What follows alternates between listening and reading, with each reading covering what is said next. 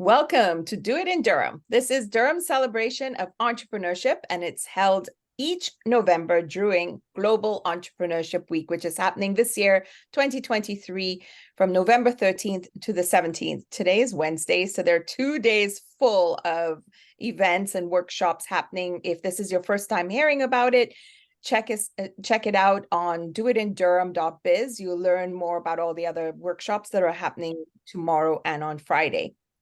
Do It in Durham Entrepreneurship Week is a collaboration of Durham's business support, educational, and networking organizations who have come together to encourage and support entrepreneurs, job creators, and innovators just like you who create economic growth in the Durham region. If you're looking to start a business, invest in a business, grow a business, we encourage you to do it in Durham, the Durham region. We could not do this without all our amazing sponsors. So thank you to our sponsors who are currently listed on this slide. We really appreciate it. Without their support and contribution, we could not host this week. So truly, we appreciate it. We also encourage, please feel free to share your experience and to help raise awareness and visibility that you are open for business. This is really important. You never stop selling, never stop sharing the word that you're open for business, and that the Durham region has a thriving business community. So I will share in the chat some of the hashtags that we're using. You can add one more, and it's entrepreneurs thrive here, H-E-R-E. I have to spell that because of my little accent. So I'll share that in the chat. We're also recording this. So some of you may be asking about replays. So if you're watching this on our YouTube channel, hello and welcome. You can subscribe to the BACD. That's us, the Business Advisory Center of Durham. We're the small business center for the region. So if you're in the region, hi, we're here to support you where we can. But we also have a YouTube channel where we are uploading these recordings. So if you want to see playback, and most of them are being recorded, not all, because some people go, oh, but I didn't find the one I was at. No, not all. My name is Patrice. I'm a business advisor and program coordinator here at the BACD. I'll be facilitating this workshop, helping Amy. So if you have any questions for Amy, please put it in the chat. I'll be monitoring it, and she will be too. And together, I know your answers will be your questions will be answered as much as possible. With that, I'm going to turn it over to Amy to take it away, our subject matter expert tonight. Looking forward to what you have to say, Amy, and thank you so much for being here. Thank you, Patrice. That was a wonderful introduction. It's been a wonderful week with all of these amazing free resources for everyone who's an entrepreneur. And so I love this week. I've been part of it before as an attendee. This is my first time as a presenter, and I'm super excited about that. I'm also really excited about what we're going to talk about tonight. I admit it, I am a self-professed nerd. Digital media, all of those things. So when the opportunity came up, I thought this is what I'm going to talk about, because I know I can fill the time with this. Probably go way over time. When I was originally doing this, I probably had about 4 hours worth of presentation. So we've chunked it down to keep it manageable, because I know that gets overwhelming as well. And what I really want is everyone to take away some tips tonight and some practical things that you can take to your business tomorrow, tonight, if you're so inspired to keep working, after hours, and do some things to clean your digital house. But first, I think it's really important that we get to know each other. So the chat is open. Say hi in the chat. I can see Liz has said hi already. Alyssa said hi in there as well. So say hi. Let us know who you are, what your business is. This is a time for you to connect as well. So please do that, and let me know, what are you hoping to learn tonight? I know it sounds a little vague talking about keeping your digital house clean, but if there's something specific that you want to learn about tonight, please do pop it in there so that Patrice and I can keep an eye on it, and I'll keep an eye there as well. I see Nilofer coming on there. Nilofer and I are part of a working group with a coach. So she's one of the people in my cohort for that. So hi, Nilofer. Thank you for coming tonight. It's great to have some support people here. As Patrice said, my name is Amy. I am the CEO and owner of Amy Lee & Co. Figured it would probably be a great idea to give you a little bit of information about me. Who am I to tell you about digital marketing and all of those things? So a little bit of background. Many years ago, I started my career in event planning. And fun fact, I'm a certified wedding planner. I don't see anybody from my WPIC family on here, but I know some of them may be showing up or watching the replay. So hello to them. I was part of the team that started the wedding blog on eventsource.ca back when blogging was becoming a big thing. And then I moved to the nonprofit world in 2015. And that's where I really started to learn more about digital marketing and websites. If any of you are from the nonprofit space or know about the nonprofit space in a small shop, it's all hands on deck, and everyone gets a job that's that line in your job description, other duties as assigned. To me, that started to become the digital stuff because I wasn't afraid of it and I was happy to learn, and I soak things up like a sponge. And so that's how I kind of got into this space. And so working through that as you can see, in 2020, the time that changed the world, I thought, why not try and do something for myself? I've been doing something for everyone else for a long time. And so that's when I started my business. And in my business, what I do is help business owners transform their digital media presence. So specifically working websites and social media audits, which we'll talk a little bit about tonight as we're going through things. Social media content planning. I hear a lot from business owners that that's a hard piece to.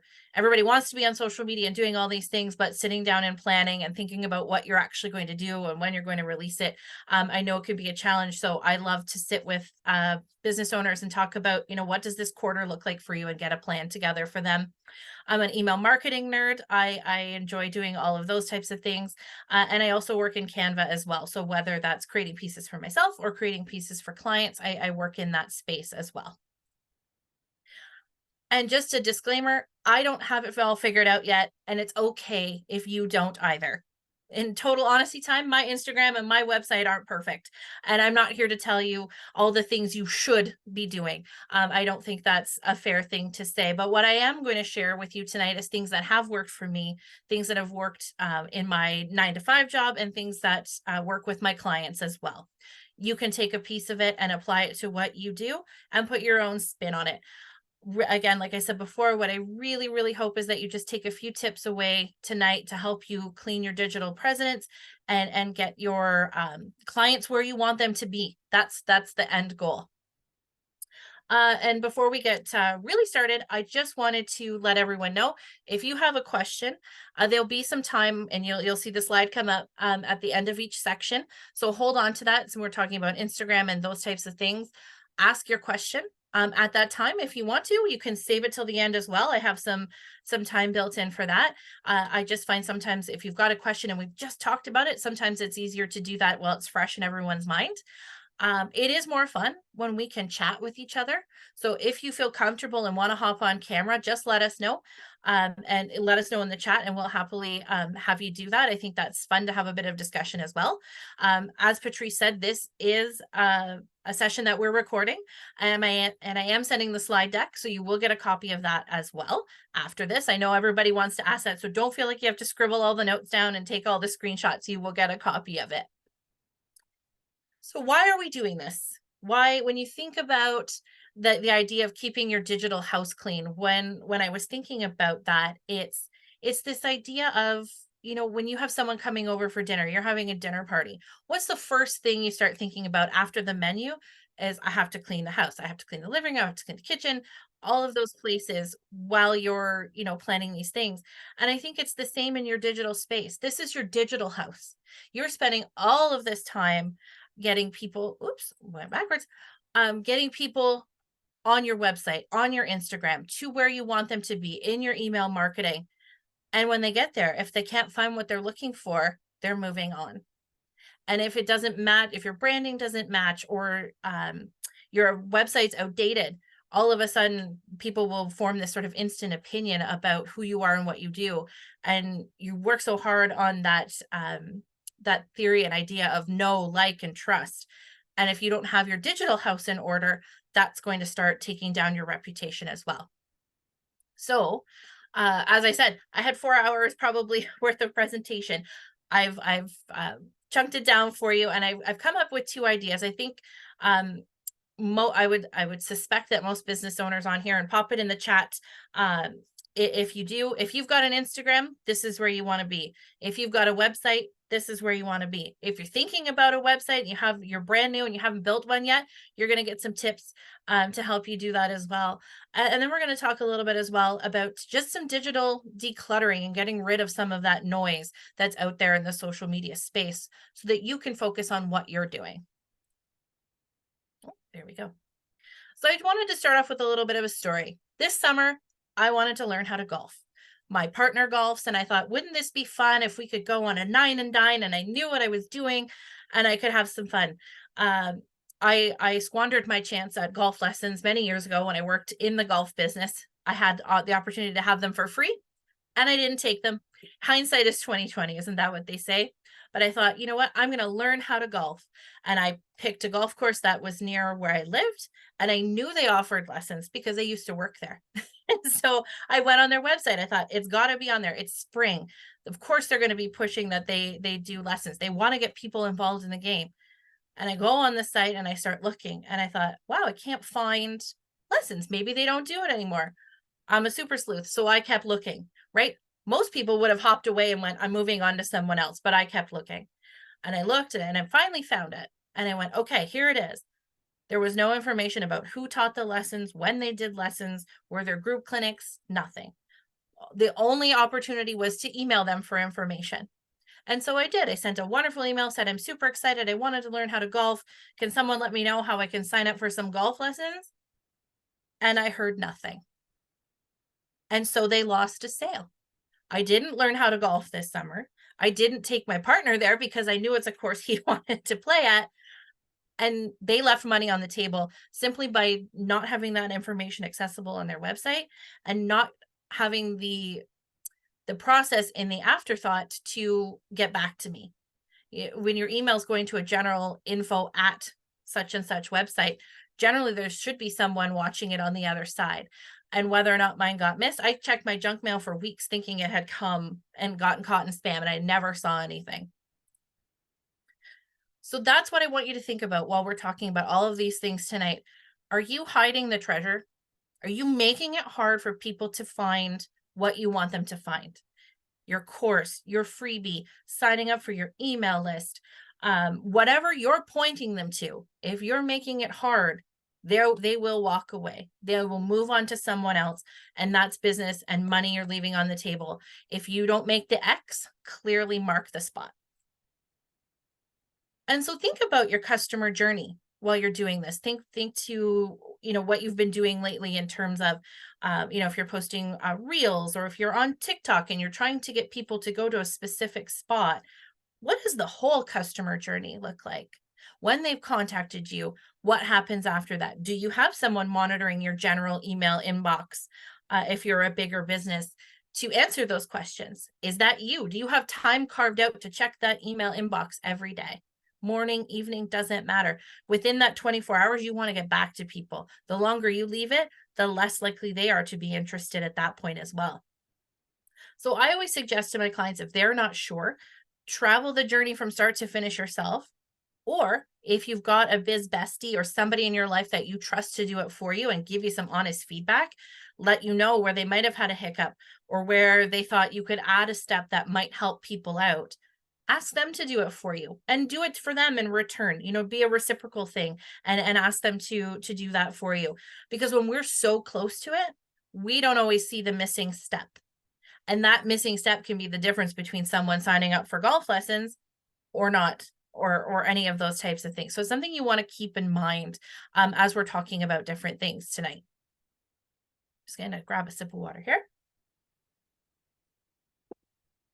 How's everybody feeling? We're excited. We're good to go. We're going to get into the meat and potatoes now. This is the fun part. So Instagram, whether you have a personal account, whether you have a business account, you're on there. And you can apply some of these theories as well to TikTok. I'll admit I'm less versed in that. I don't play in the TikTok space, but I do on Instagram. And so that's why I've chosen tonight to talk to you about Instagram, because I feel it's a place where people are and businesses are. You can take some of these principles as well and apply them to Facebook if your business is on Facebook. But I think Instagram offers you a bit more opportunity to do some more things. And so that's why we're going to have a look at that. And I personally like to think about Instagram as my micro website. That's where people are coming, right? If they're going to look you up, think about when you look for someone. You look, me personally, I look for one of two things. I'm looking for their website or I'm looking at their Instagram. If I find them on a reel as I'm surfing through, or someone I follow shares their content, the first thing I do if I'm super interested is I go to their Instagram profile and I start looking for things. Have they posted recently? Is their link in bio sending me somewhere kind of cool? Starting to look at that stuff. And so if your Instagram is out of date or you haven't posted in a while, and some of these things that we're going to talk about as we go through here a little bit more, all of a sudden people are moving on to something else. So when we're talking about Instagram tonight, we're going to talk about your profile. We're going to talk about your link in bio, pinned posts, and the highlights. So your profile, when people come up, that's the first thing you see right at the top on an Instagram feed. Doesn't matter, tablet, phone, what size your screen is, that's the first thing that you see. And so does this highlight who you are and what you do? Does it tell people clearly why they should be interacting with you?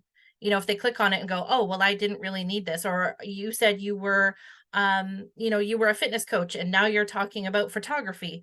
That doesn't make sense to me, right? So you want to make sure if it's your business space that it really follows your brand and what you're all about. Is your photo you or your business logo? If you're the face of your business, it makes sense to have your face. If you're using your logo, unless you're, Coca-Cola, you're Rogers, you're TELUS, you're whomever, you don't have that brand recognition. And so maybe it is better to do your own picture of yourself in your brand colors and your same sort of brand identity. If you take a look at mine there, that's my actual laptop. It's a bit small on this screen. That's my actual laptop. That's the mug that I love. I wear my jean jacket all the time. And so chances are, if you meet me in a coffee shop where I took this photo, that's my uniform. That's what I'm going to be wearing. And so that's why I chose to do that for my personal Instagram, for my profile. And then you're going to take it a step down. You're going to look at your link in bio. Where does that go? Is that taking visitors exactly where you want them to be? So if you take the case of my Instagram, like, again, that you're still looking at here, where was I pointing people for the last, 3 to 4 weeks to sign up for this webinar? That's exactly where I wanted people to go. I didn't want them to get confused. I didn't want to send them, in this particular case, send them to a page where it had a whole bunch of Instagram links. I really was trying to just push people to this event to get them to sign up. And you'll see, I actually will contradict here. This is not, I did a short link for this, mostly because for myself, I wanted to see how many people clicked on it versus how many registrations I got for my own nerdiness to see how many people came versus how many signed up. But that's just me. But we're going to talk about something else you can do with your link in bio. And this is what I tell all of my clients.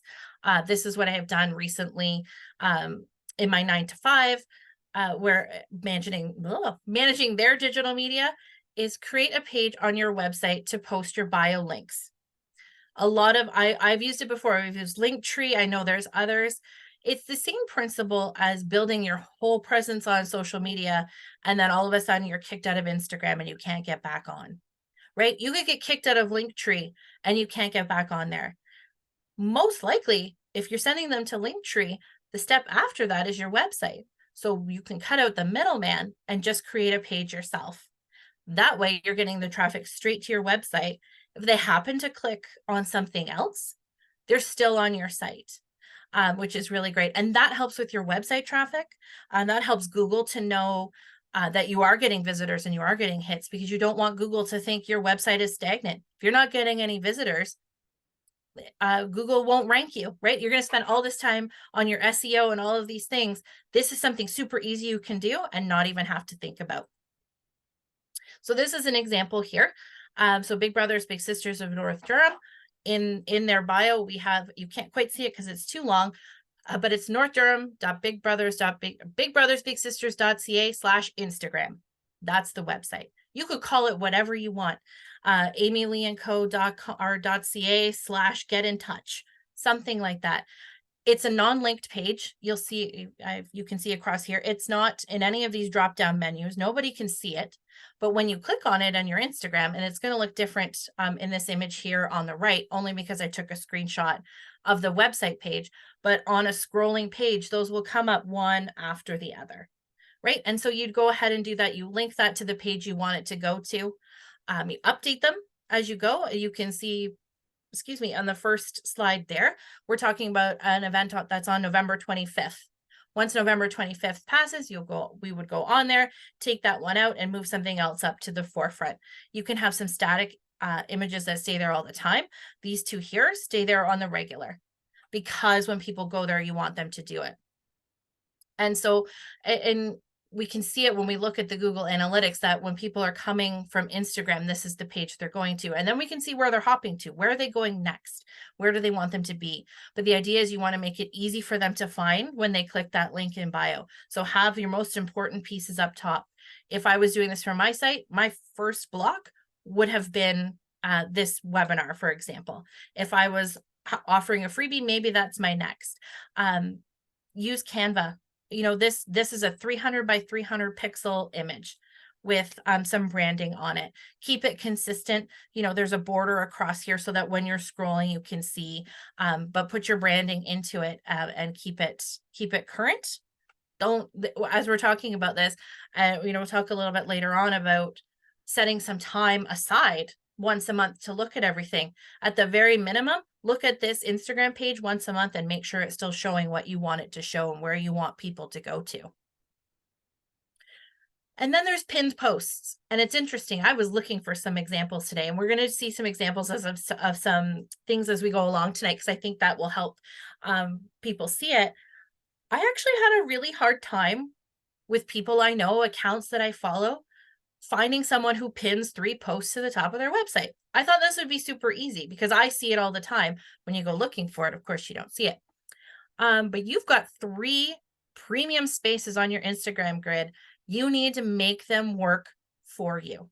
You want those 3 things to be same idea as your link in bio. Whatever 3 things you may be promoting, it could be you know, something that you want people to see right off the hop, because again, that's in that first scroll. That's before you take a swipe. Before you swipe up, that's that section you see. So you want to make the section work for you. It's a curated introduction to your brand and how users know who you are and what you do after scrolling through the first 3 photos. Chances are, unless you've got really cool content and amazing photos, people aren't scrolling through your whole Instagram feed. Maybe they are. Maybe they're super interested in what you do. And I know I've done that before, but chances are you're getting a super quick scroll. So what can you pin? You can pin your latest offer, a post that's something, you know, 3 ways to work with me. And that's your, you know, your swipe through post, and they can easily see what you do and how to work with you. Maybe you pin up there a post that's had really high engagement for whatever reason, either with your audience. That helps you with your algorithm in Instagram altogether. I can't explain the algorithm to you. I wish that I could, but pin a post that's had a lot of engagement will help you there as well. And there's an opportunity to do an intro to you and to your business. So I went through today and just pinned 3 posts to the top of my page. So I put, again, just for the example, we have tonight's webinar here. What I typically will offer people is grab a spot on my calendar for a coffee chat.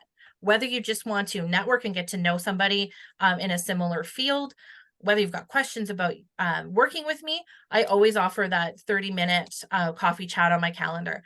And then I just pinned up a post I had done that was sort of my about me and who I am. But you can change this, which is really awesome. All you got to do is unpin it, and you can put something new there anytime. So when you're planning your social media and how you're going to maybe roll out and do a launch, think about this pinned placement as an opportunity that you have to be in front of your audience very quickly. And then there's highlights. Sorry about that. You spend a lot of time, I'm guessing, I know I've done it, on your stories, and they disappear in 24 hours. You spent all that time doing it. Highlights are a way to give them more visibility and keep them alive on your page. You're creating a visitor journey by using a title like Start Here or something that highlights your products and services. Again, it's in that first scroll before anyone swipes up. You want them to see it. Whether or not you create branded images as the cover or not, as long as it's clear and easy to see what you're offering, that's what you want to put on your highlights. And so for me, a couple of years ago, and now tonight it's very straight, but for years and years, growing up, my sister had curly hair and I had straight hair. And I thought, well, this doesn't make sense. As I got older, I'm like, but no, it's not curly, but it's kind of wavy, but I don't know. And again, it was the pandemic and everybody was making bread and doing all these things. And I thought, okay, well, I'm going to see, maybe I've got wavy hair, right? And so I went through and started looking on Instagram. And I ended up finding this account, who I still follow, because I was looking for, where do I get started? How did someone figure out, that they had, curly hair if you've been told all your life your hair is straight? And so, excuse me, I started following Courtney for these types of things. But if you take a look down here at her highlights, and this is just a small section, it scrolls way across. But she starts here with her journey. So how she started to figure that out, how she, sleeps at night with curly hair. If you want to learn about diffusing or wash days or any of those things, sometimes it's the products I use or, different things like that. Point is that's where I started. I started going through all of these posts and going, okay, yeah, she knows what she's talking about, and doing that type of thing. She's getting paid by doing, promotional posts and things like that. There was no opportunity at that time to work with her or buy anything from her, but I was learning, right? And that's the point. So if part of what you do is teaching, if you are, earning revenue from Instagram followers, you want people to be on your feed as long as possible.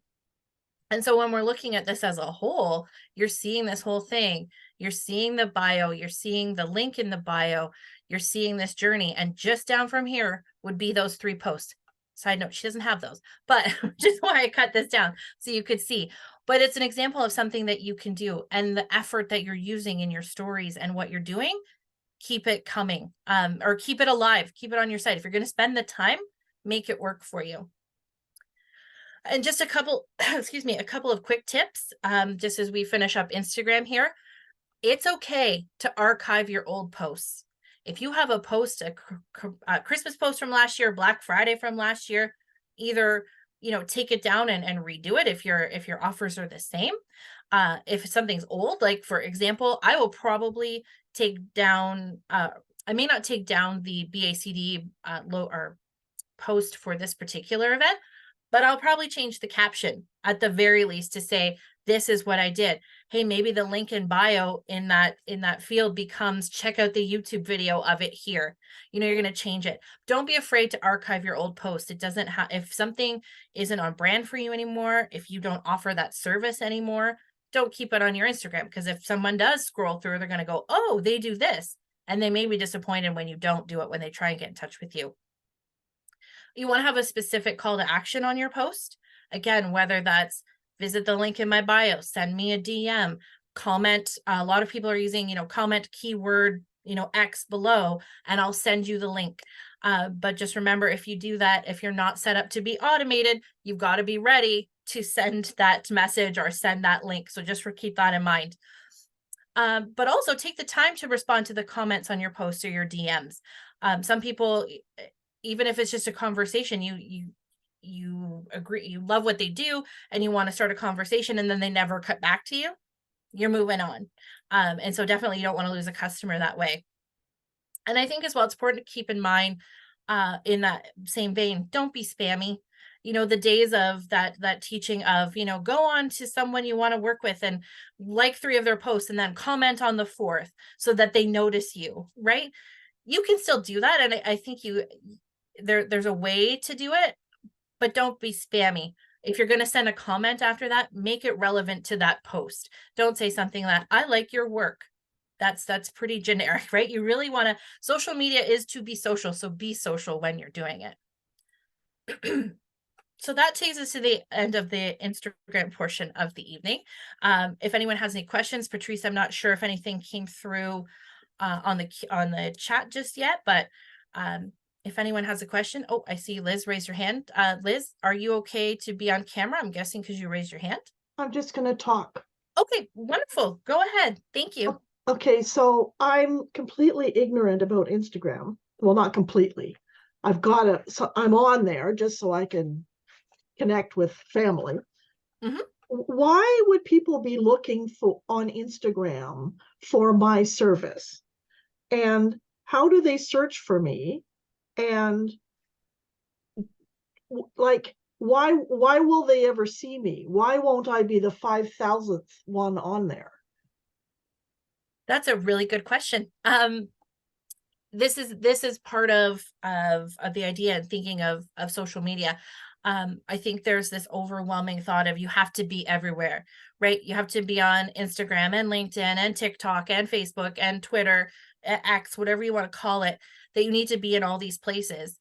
First of all, you don't. And so if you don't have, sorry, Liz, are you using Instagram for your business, or is it just a personal account? It's just a personal account and I haven't got my business up and running yet. Okay, perfect. So you're right. They probably, if it's a personal account and if it's private, they most likely won't find you in that way. But it depends on where you are and what you're doing. So for example, if you're I think CJ's on here, who is my business coach. I found CJ because someone else I know followed CJ and shared her information. And so then I clicked on her and went, oh, this chick's pretty cool. And I start looking, I'm like, oh, she's got a podcast. And so I started listening to the podcast. But the first place I was on my business Instagram and got that connection to her. And I went to see what she did. And it happened to be that CJ was at the time what I was looking for. I was looking for a 9-to-5 side hustler coach. And so I found her that way. And it depends on where you're sending people as well. As like, if you've got your website, if you're not linking to a business Instagram, they're probably not going to find you if you're not on a business Instagram. So you want to think about that part as well. But to your point, how will they find you? I wish I knew the answer if you are using a business Instagram. Tara's right. They find you by hashtags. They find you by your content. So if you are posting things and your ideal client is searching for those, as you continually post and build up some traction in the algorithm, they may find you. I can't promise you people will find you, but that's kind of how, in a super simple way, how they might do that. Okay, thank you very much. Thanks, Liz. Okay, I see Renee. Hi there. Yes, I just wanted to find out, yes, while you were sharing about pinning to your profile, I've been doing it in the background. Great tip, thank you. You're welcome. So I have my own content, and then I also produce content for others. And so I just realized when I was pinning the different items to the profile, is there a way to move it according to what you want to have first? So Yeah, I found the same I'm thing guessing today when I was no. doing mine. Yes. You have to do it in the order, how do I explain it? In the order you want it to show up. Like the first one I clicked was the BACD. I pinned that. And then when I pinned something else, it moved it to the right. And then it moved Oh, it to okay. the right again. So you have to Yes. think, when people were doing those really cool Instagram grids where it was like 6 things of the grid and it was like one photo, and but you had to Yes. think about how they went up. It's the same sort of Okay. Yep. idea, Renee, but it's super easy to think back, go, oh no, I don't want that one first, and that to unpin and pin. Way easier than updating a website and trying to do that. So yeah, you just have to think about it chronologically, how you want it to show up. Okay, that's great. I thought there was no hope. Wonderful. Thank you. You're welcome. Thank you. Awesome. Any other questions here while we're chatting? Again, if something pops up and you think about it later on, we'll have some time at the end as well. So now we're going to talk about websites, which are my favorite thing. I never thought I would be a website nerd, but here I am. I can't code. So full transparency, I don't code. When I build, I typically build in Squarespace, which is pretty drag and drop, and I do a little bit in WordPress as well. And as a business owner, if you don't have, if anybody on here tonight doesn't have a website yet, you don't have to be scared of code. You can do it. Anybody can build a website these days. They've made it very easy. But we're going to talk about a website checkup in this idea of keeping our digital house clean.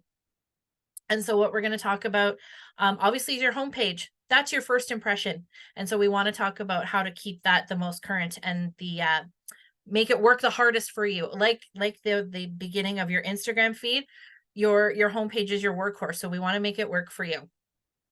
I'm thinking about people contacting you. Can they?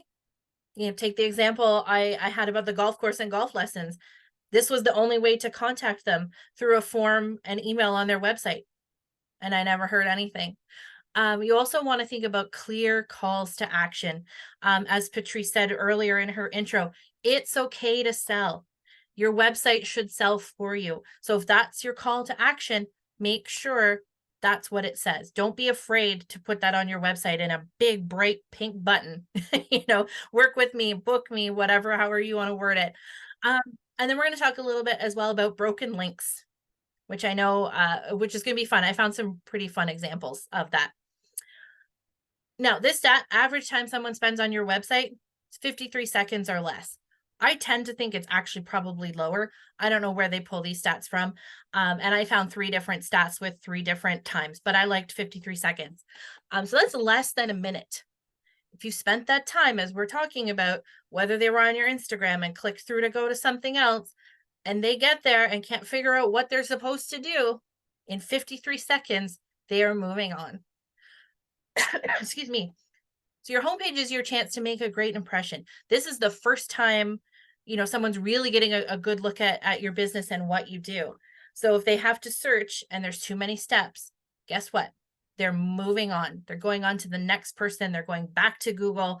If you're lucky enough to rank on the first page of Google, they're going back to somebody else on the first page.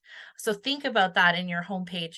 I've seen many a website where, it's an endless scroll. That the whole idea of a one-page website is great. But if you have to keep scrolling and I have to get all the way to the bottom to figure out how to connect with you or sign up for your email or get your freebie or whatever that is, probably going to stop scrolling. If I can't figure it out, that's you're hiding the treasure. Back to that idea, right? You want to give a teaser on your homepage, right? Here's a little teaser about how we can work together.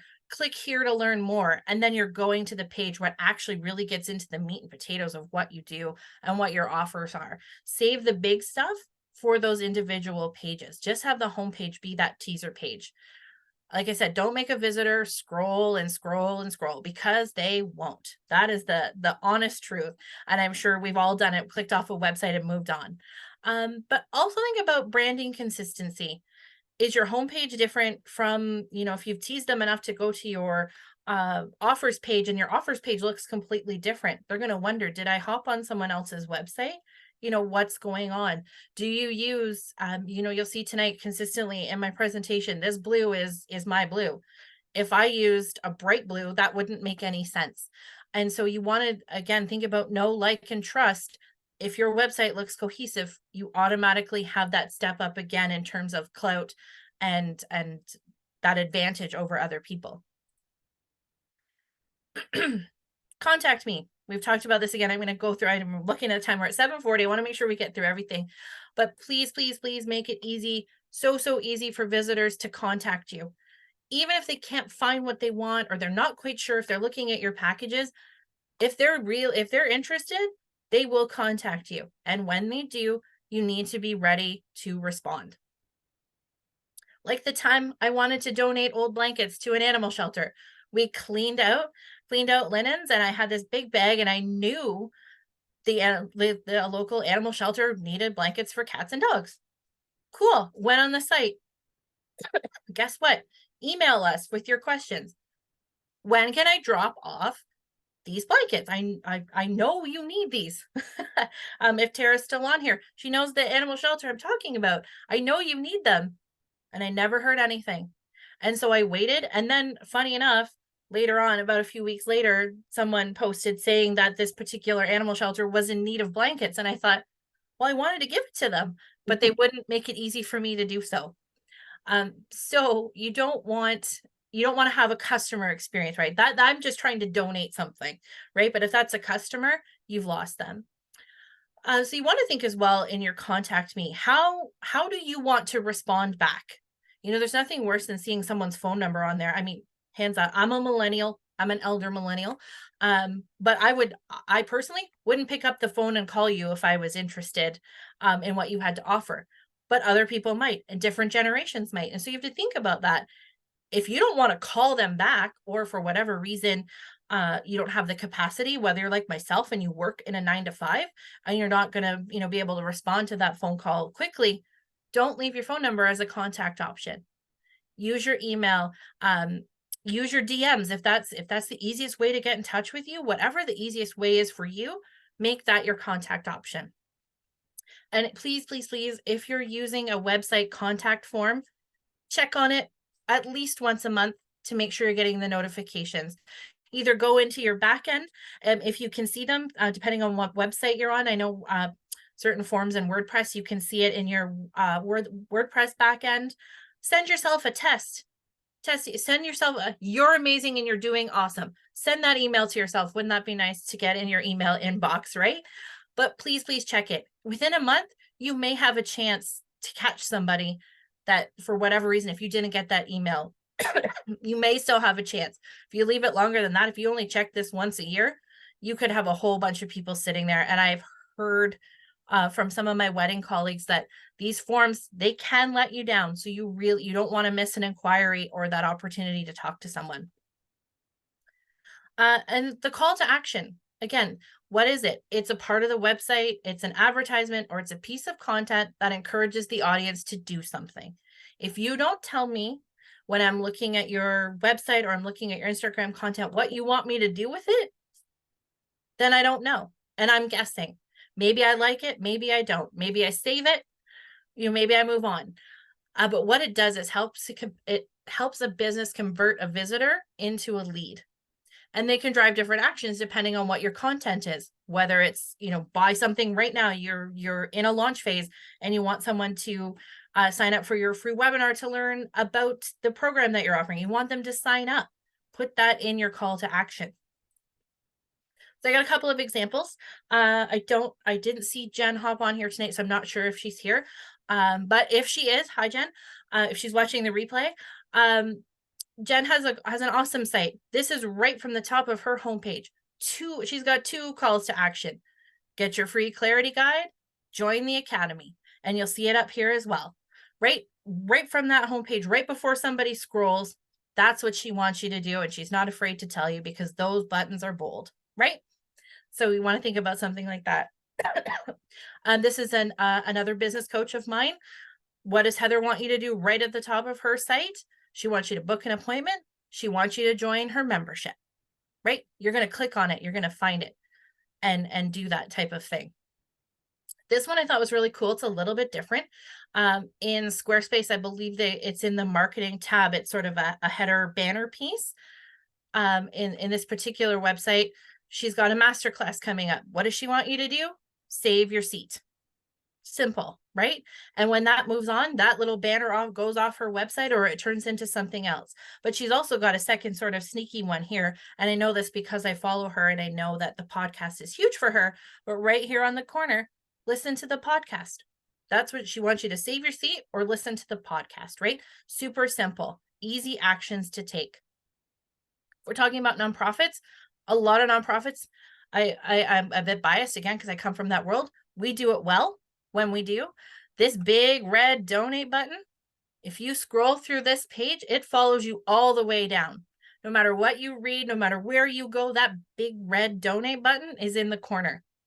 That's what we want you to do, right? Super simple. You can't get away from it. Okay, broken links. My pet peeve, but not the easiest thing to find all the time because if you've got a decent sized website, you've got a blog, you have things going on, broken links are going to happen even on the, the most, the sites that are looked at the most. Even if you did this once a quarter and took a look at it, it happens, right?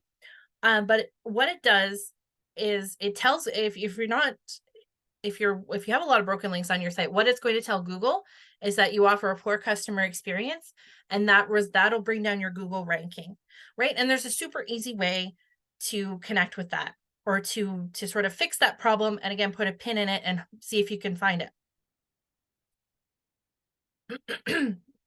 And so when I went looking for it, I was like, this is a really great idea. What you want to do is not just have we've all seen that error 404 page, and you're like, what does that mean?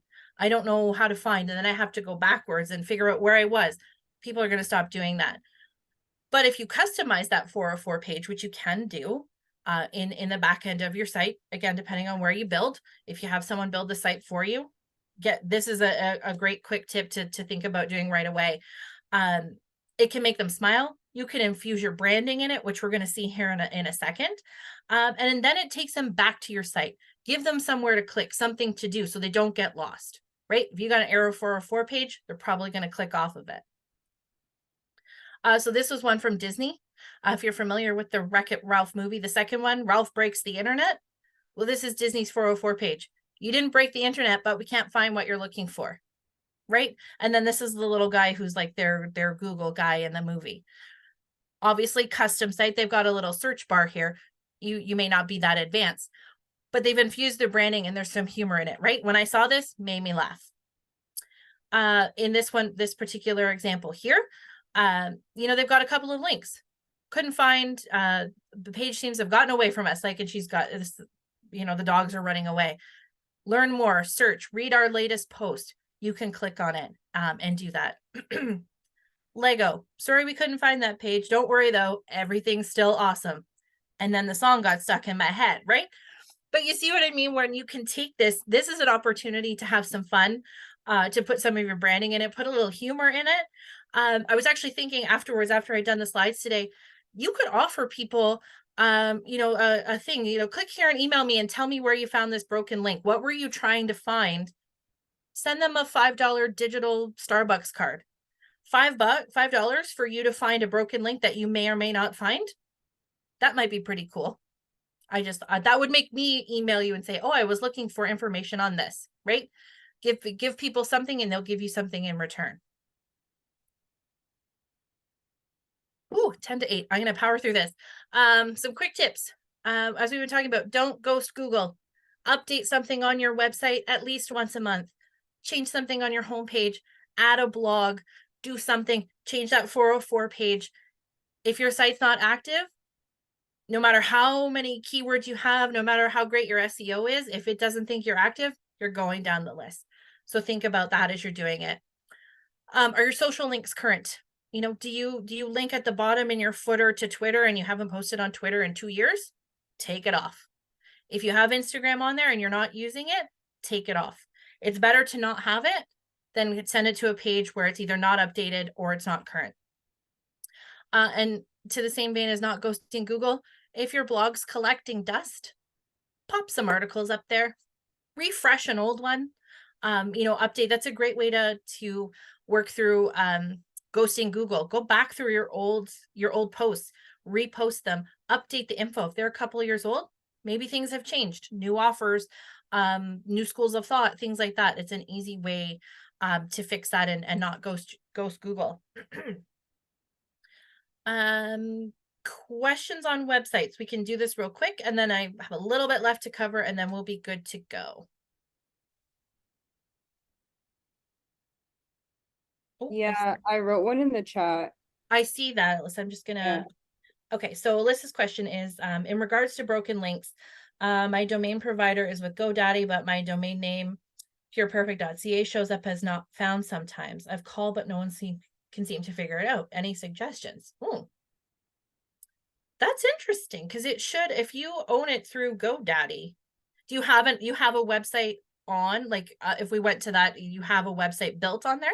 Yeah, so I was with Square before, and it only tends to happen on Safari. When I called, they said if you were to go like incognito, it should fix the problem.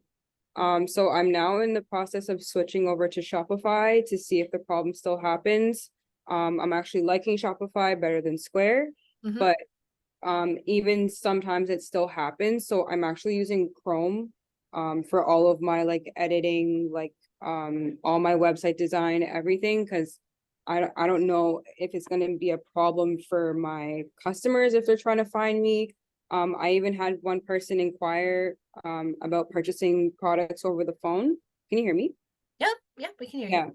Yeah. Purchasing products over the phone, and they even mentioned to me, like, I tried to go on your website today and it said 404 page not found. So that's initially how I found out it wasn't working, and then it started to happen to me as well. So I'm not sure.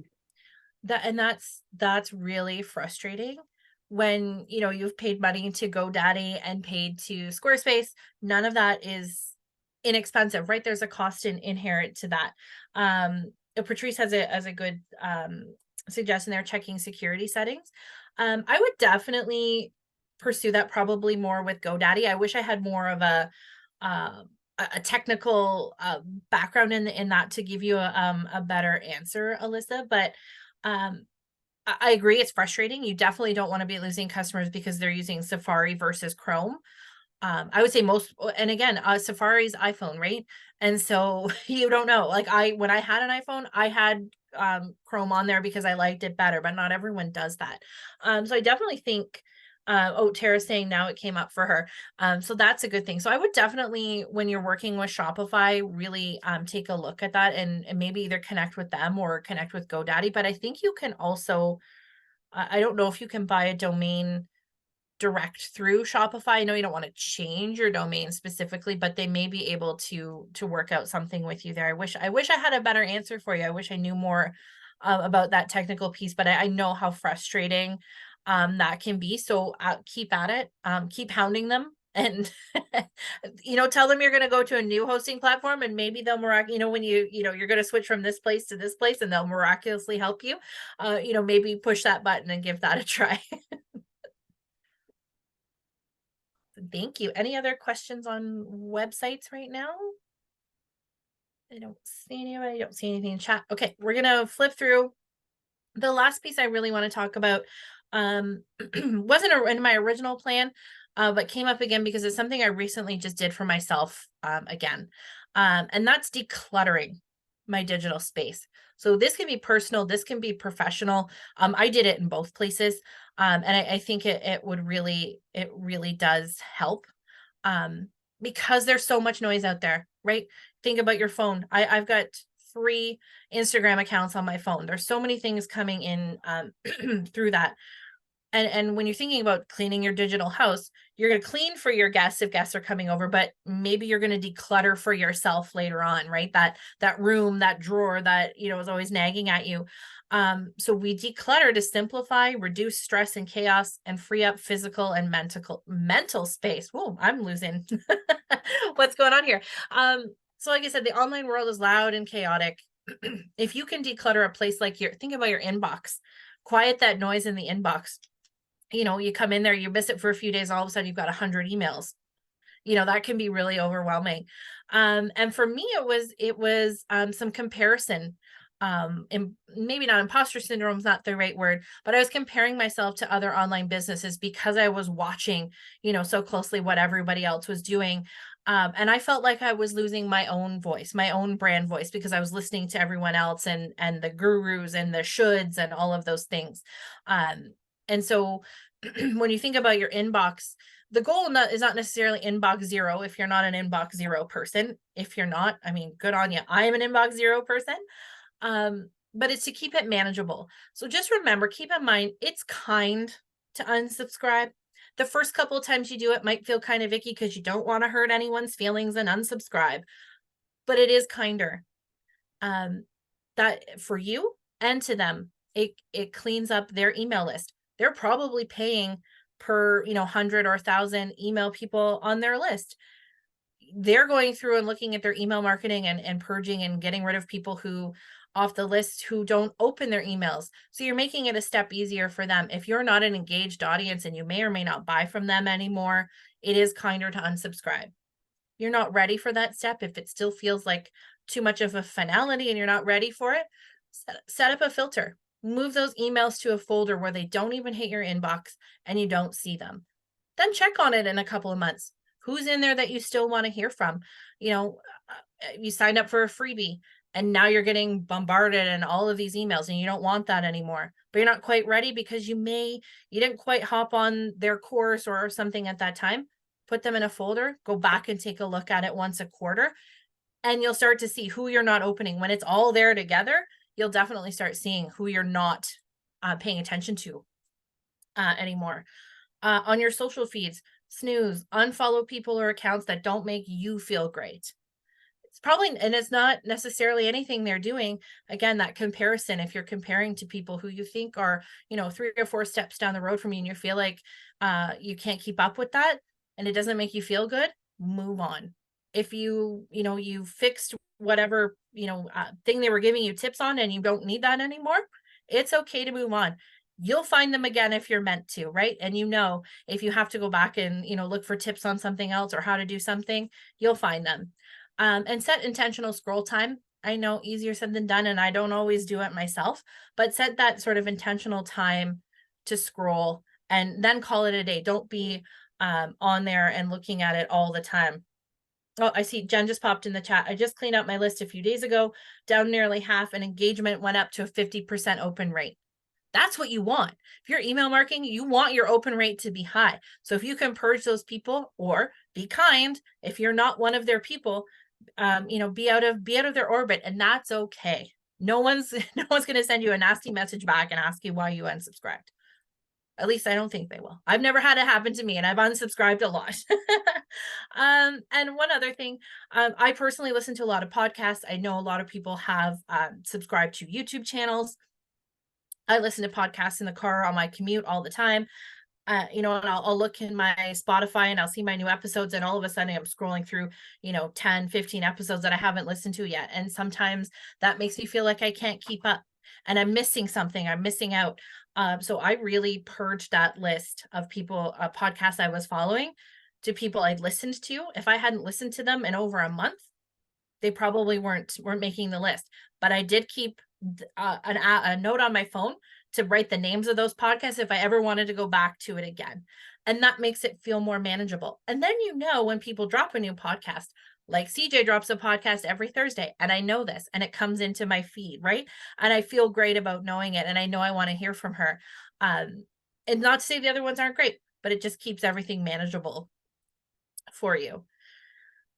So to kind of wrap it up in a really quick way, the more you can keep on top of these things, your digital cleaning, and keeping these things up to date, doing a few tasks, you're going to avoid that overwhelm and sitting there thinking, I have to spend 3 days, doing this, fixing my website, doing these things, purging. Give yourself one thing to do every week. Maybe if some people I know have, schedule CEO Friday, and they only work on, things in their business, their accounting, their numbers. You pop that in as a half an hour task, half an hour once a week to do something. Make yourself a list that you check on monthly, quarterly, whatever is important to you. Definitely take a look at that. If you have an hour a month to go through it and take a quick look, some months will be faster than others, but you're also going to find bigger problems faster. If you start looking at your homepage and go, I really need to redo this whole thing, then you can start planning on when you're going to do it, and give yourself some time, as opposed to going, oh my gosh, I have to do it right now because I'm doing X, right? So you keep on top of it and you avoid that sort of huge clean and purge. That being said, if you're somebody in your regular cleaning that likes to do that and you want to do it in your digital, do it. Do whatever works for you. That's just my suggestion and what works for me. So thank you everybody for being here tonight. You can find me and my business on Facebook and Instagram, Amy Lee & Co. If you've got questions tonight, maybe didn't want to ask in front of the group, something you want me to take a quick look at, Amy at amyleeandco.ca. That's where you're going to find me. And I'm happy to chat and answer any of your questions. So that's the end for me. I'm going to stop sharing. And if anybody has questions, you want to hop in the chat, you want to hop on camera and ask a couple quick questions, we're just at time, but I've got time if you've got questions. Oh, everyone's chatting in the chat. That's great. Yeah, they're shouting out. That was great. That was awesome. So I'm going to echo Amy. those sentiments. Thank you. Was there a question? Did somebody just try to say something? I'm not sure. I'm not Nope. sure. Okay. I'm reading the chat on the side. I've got my iPad up on the other side so I can see everything happening. Awesome. Awesome. Well, Amy, I want to thank you again for sharing your time with us and your expertise and really providing some great tips in there. I think it's so important, especially in this day and age where digital is very much part of our world, personally and professionally, even more so now than ever. And I want to say thank you to each and every one of you who joined us today, and a reminder that we still have 2 days of Do It in Durham. If you're looking for your next business workshop or event, it's doitindurham.biz, or you can find us at bacd.ca under the events page. Amy, I appreciate it so much. You have a wonderful rest of your night. Everybody travel safe now, right? Yeah, exactly. And those who are listening and joining us online afterwards, remember you can subscribe to the YouTube channel, the BACD YouTube channel, to get a recording of this, as well as some of the others that are happening this week. So with that, good night, everyone. Be safe, be well. Bye. Thank you, everybody. Thank Thank you, Amy. Patrice. Thanks, Tara. Bye, everybody.